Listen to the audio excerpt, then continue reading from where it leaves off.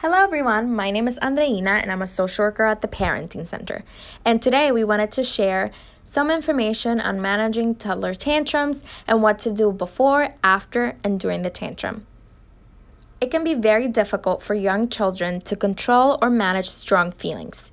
This tendency is especially true given the perfect tantrum storm caused by the co-occurrence of developmentally driven behaviors such as curiosity, determination, desire for independence, also weak skills for handling big emotions such as limited impulse control, low frustration tolerance, or low poor emotion regulation. And finally, temperament traits.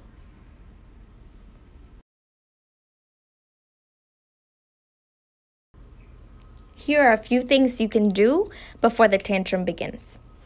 Avoid tantrum triggers and try to predict what may set your child off. Watch for your child's signs like their angry face, whiny voice, or tense body language. Get to know your child's tantrum patterns and try to reduce stressors. Give warnings before transitions. For example, when you're finished with that puzzle, it'll be time to brush your teeth. When the timer rings, we're going to stop playing our game and get our coats and go outside. Follow an active activity with a calm one. After running or jumping, suggest some time for reading books or playing with blocks. Distract and redirect. Use something else to hold your child's attention long enough to redirect their energy into another place. Name the upset feeling.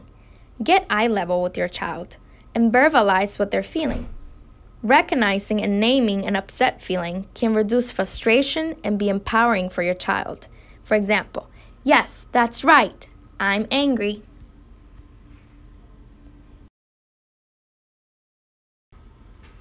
Now let's talk about a few things you can do after the tantrum begins. Listen and support your child's feelings. For example, you're disappointed because you really wanted the monkey ball and it's dirty. Talk about what you see. For example, it looks like you're really angry that you can't use the monkey ball.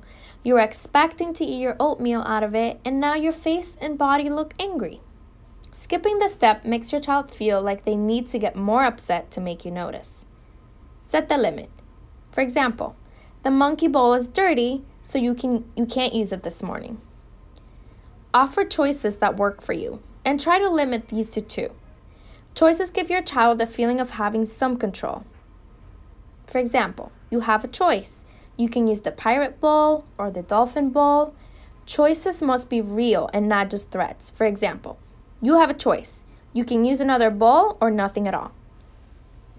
Save teaching for later. During a tantrum, it's not the time to teach about what's acceptable to say to someone. Try not to be offended by what your child says during a tantrum. Reinforce the options, but limit back and forth negotiation.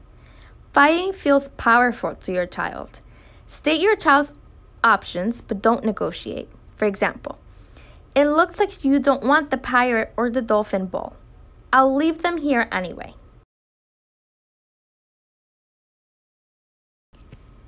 Finally, let's talk about some ways on how you can respond after a tantrum ends, when your child is calm. Help your child understand they sometimes lose control. For example, you get overwhelmed by the things you feel. Sometimes it's hard to control your body when you feel angry or frustrated. Talk about, if possible, what went well. For example, you were angry, but you remembered not to hit me. Point out moments every day when your child uses positive behavior. Be specific so they know exactly what they did right. For example, great job because you told mommy you were angry that I turned the TV off. Use an enthusiastic tone, like a cheerleader. Use touch, for example. Give a hug, a big pat on the back, or a high five. Talk about how learning to manage emotions takes practice. Let him or her know that you're going to help them get better and better at it. For example, I'm going to help you get better at not losing control.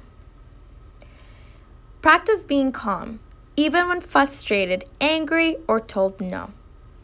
When your child is calm, you can rehearse. For example, okay, Let's practice being angry or frustrated without having a tantrum. Thank you so much for joining us today. For more information, videos, tips, and resources, visit MountSinaiParenting.org or send an email to parentingcenter@mountsinai.org. If you'd like to read more information on tantrums, click on the button below the video that says Handout.